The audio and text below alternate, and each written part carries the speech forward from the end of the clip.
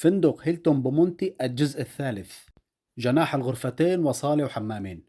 في عنا مطبخ صغير داخل صالة الجلوس، وصالة الجلوس بمساحة واسعة جدا بهذا الشكل.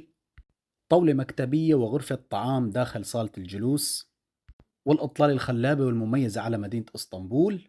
هذا الجناح مناسب لعائلة مكون من 5 أشخاص أو 6 أشخاص. ونشوف غرفة النوم المخصصة للأطفال، فيها سريرين مفردين وكل سرير عرضه 140 سنتيمتر. والإطلالة المميزة على مدينة اسطنبول، هذا الجناح موجود في الطوابق العليا من الفندق، ومساحة صغيرة للجلوس بجانب الإطلالة والتلفاز بمقاس 50 بوصة. غرفة نوم الأطفال في لها حمامها الخاص، نظافة الحمام 100 من 100.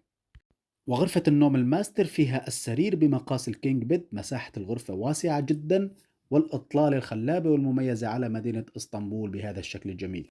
والشيء المميز بهذا الفندق ارتفاع النوافذ من الأرض حتى السقف. وغرفة النوم الرئيسية في ليها حمامها الخاص، مساحة الحمام جدا واسعة، ونظافة الحمام 100 من 100. ويوجد داخل الحمام حوض الاستحمام الخاص.